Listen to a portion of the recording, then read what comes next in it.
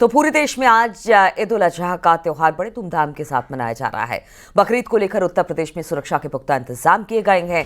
संवेदनशील इलाकों में सीसीटीवी और ड्रोन कैमरों से निगरानी रखी जा रही है। वहीं प्रतिबंधित पशुओं के साथ साथ खुले में या फिर सड़क पर कुर्बानी पर रोक लगाई गई है।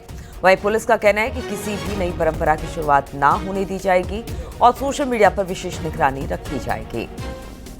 तो वहीं पीएचक्यू में प्रदेश भर की कानून व्यवस्था की मॉनिटरिंग की जाएगी। लखनऊ में 15 कंपनी पीएससी, 1 कंपनी आरएएफ तैनात की गई है।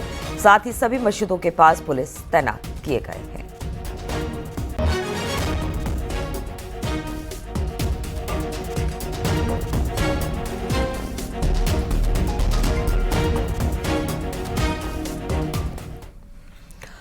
और संभल से खबर आ रही है, जहां पर बकरीद के मद्देनजर कड़ी सुरक्षा के कड़े इंतजाम किए गए हैं। जिले को 5 जोन और 15 सेक्टर में बांट दिया गया है, जिसके बाद 42 सब सेक्टर भी बनाए गए हैं और सभी जोन और सेक्टर में मजिस्ट्रेट तैनात कर दिए गए हैं। तो संभल में भी सुरक्षा व्यवस्था बकरीद को लेकर जगह जगह पर पुलिस बल पीएससी की तैनाती कर दी गई ताकि अमन शांति को बरकरार रखा जाए।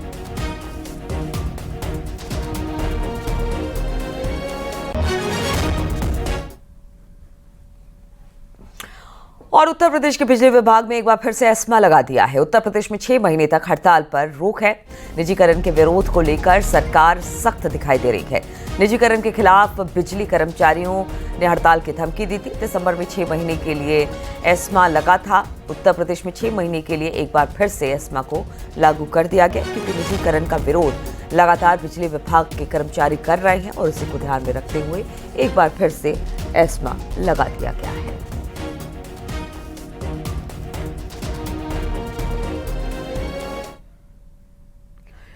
गोरखपुर के लोगों को कल्याणन मंडपम की सौगात मिली है। सीएम योगी ने 4 करोड़ 52 लाख की लागत से बने कल्याणन मंडपम का उद्घाटन किया।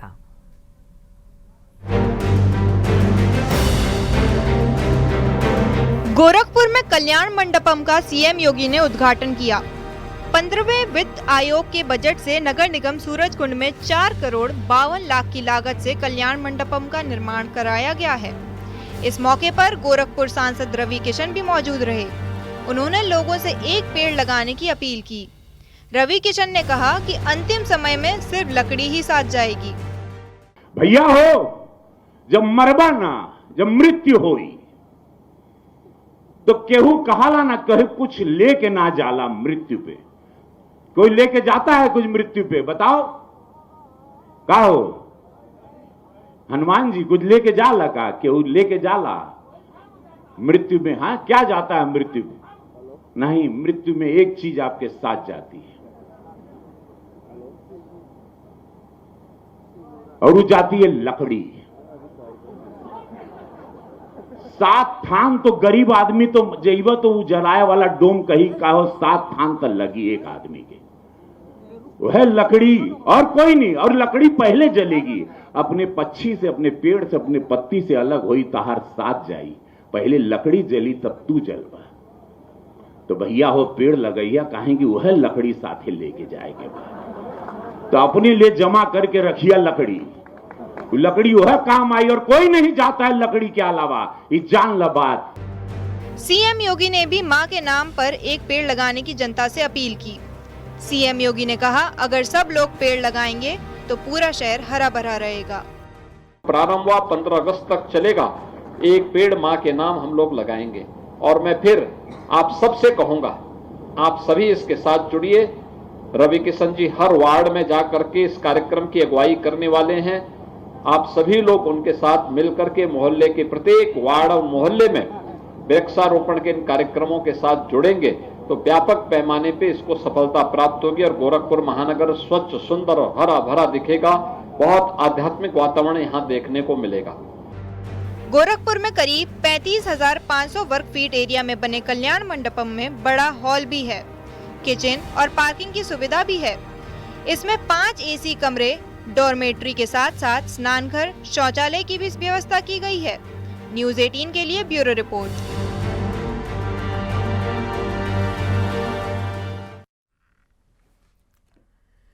प्रयागराज से खबर लेते हैं, जहां पर अवैध प्लॉटिंग के खिलाफ प्रयागराज विकास प्राधिकरण ने बड़ी कार्रवाई की है। 6 जगहों पर 130 बीघे में की गई अवैध प्लॉटिंग पर बुलडोजर चलाया गया। इस मौके पर जोन संख्या 6 में 2 अवैध निर्माणों को सील किया गया है।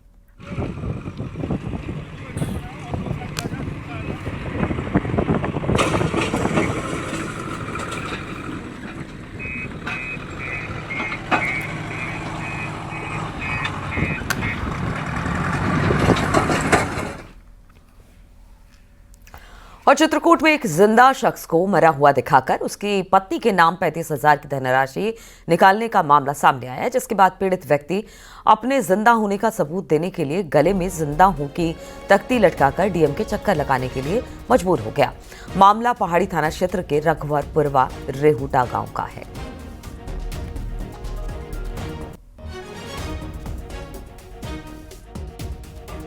मृत प्रमाण पत्र कहाँ से बनवाया? ये बनवाया है जिला अस्पताल से। तो आज तुम कहाँ आए हो? यहाँ है कार्यालय डीएम कार्यालय। तो क्या चाहते हो? कार्रवाई करें। तो किसने बनवाया था तुम्हारे खिलाफ समूह? राजेंद्र। कितने का? 35,000। अमृत घोषित कर दिया। बैंक से पैसा निकाला।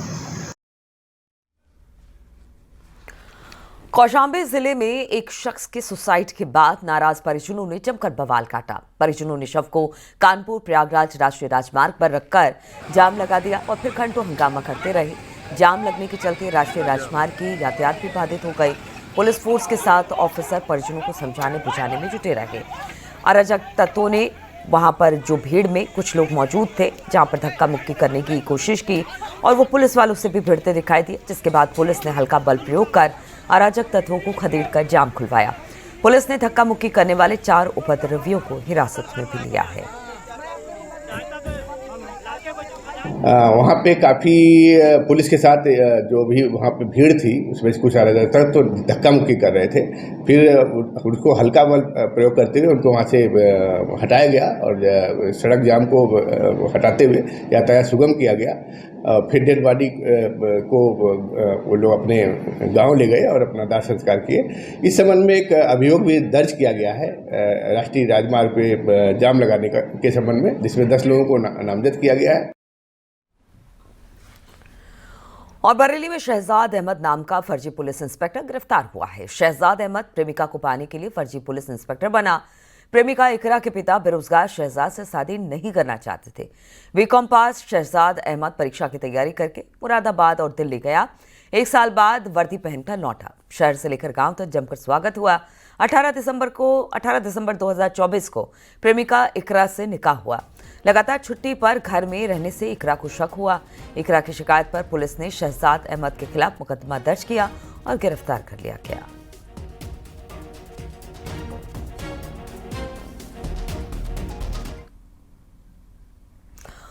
और लखनऊ में पहली वीडियो कॉन्फ्रेंसिंग में डीजीपी राजीव कृष्ण ने सख्त और स्पष्ट निर्देश दिए।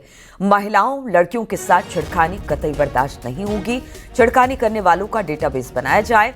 जिले में टॉप 10 अपराधियों की लिस्ट वर्तमान समय के मुताबिक अपडेट कर कार्रवाई की जाए। जन समस्याओं के समाधान के आधार पर ही पुलिस कर्मचारी और अफसरों की ग्रेडिंग भी होगी।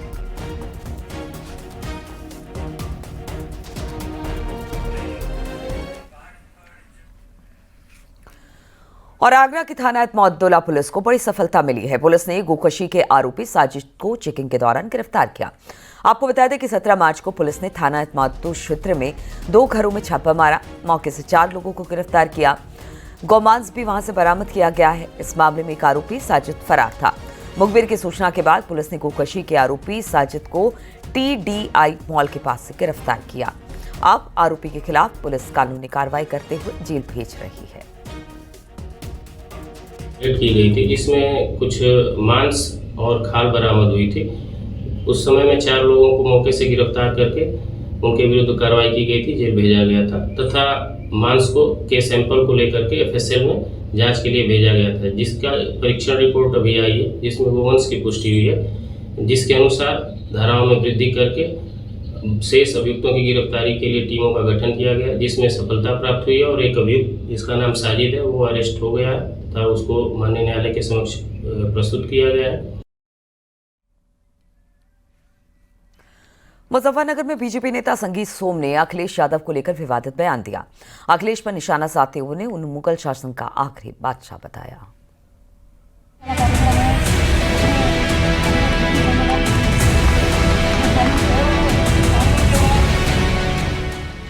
मुजफ्फरनगर में आर्य समाज मंदिर में आयोजित संयुक्त हिंदू मोर्चा के कार्यक्रम में बीजेपी नेता संगीत सोम ने विवादित बयान दिया। संगीत सोम ने अखिलेश यादव पर निशाना साधते हुए उन्हें मुगल शासक का आखिरी बादशाह बता दिया।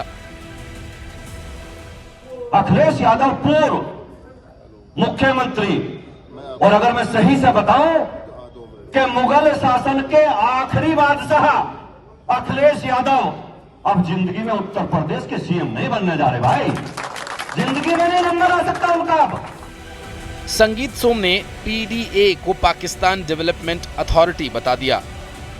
और वो बात करते पीडीए की, अरे पीडीए का ऐसा कौन सा काम है जो आप पीडीए का काम करते हो? पीडीए की तो फुल फॉर्म भी लोगों को नहीं पता। जो आपकी मानसिकता आपने उस मानसिकता से बनाया है। पीडीए की फुल फॉर्म तुम छोटी कुछ भी बताते रहो, मेरी नजरों में पीडीए की फुल फॉर्म है पाकिस्तान डेवलपमेंट। उनके राजपूत वाले डीएनए पर ही शक है। तो अब आशंका संगीत सोम के डीएनए पे उठ रहा है, क्योंकि राजपूत कभी भी ओछी बात नहीं करता है। राजपूत ने हमेशा बड़ों का सम्मान किया है, और जब भी बात राजपूत अगर असली है कहेगा तो ठोस बात कहेगा, गंभीर बात कहेगा। इसलिए मुझे खुद संगीत सोम के डीएनए को राजपूती होने पर आशंका है। वहीं एसपी प्रवक्ता का कहना है कि संगीत सोम मानसिक तौर पर बीमार हैं, उनका इलाज का खर्च भी पार्टी उठाने को तैयार है।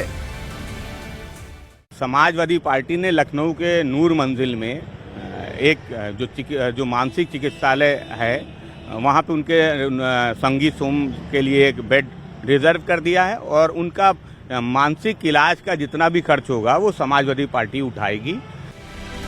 अखिलेश यादव पर बीजेपी नेता के जुबानी हमले से समाजवादी पार्टी बौखला गई है। संगीत सोम के विवादित बयान पर सियासी वार पलटवार जारी है। Bureau report, news 18।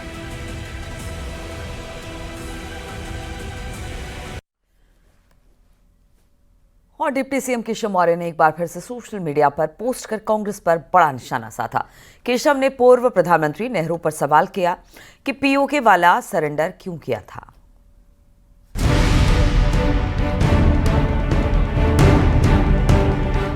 Deputy CM Keshav Prasad Maurya ने कांग्रेस पर गंभीर आरोप लगाए। केशव प्रसाद मौर्य ने कांग्रेस पर आरोप लगाते हुए सोशल मीडिया पर पोस्ट किया, कांग्रेस का दूसरा देशद्रोह। पाकिस्तान ने अपनी स्थापना के तुरंत बाद कश्मीर के एक हिस्से पर भी कब्जा कर लिया। अपनी जाबाज सेना ने पाक को काफी पीछे तक खदेड़ दिया था और बाकी हिस्से को छुड़ाने के लिए बेताब थी।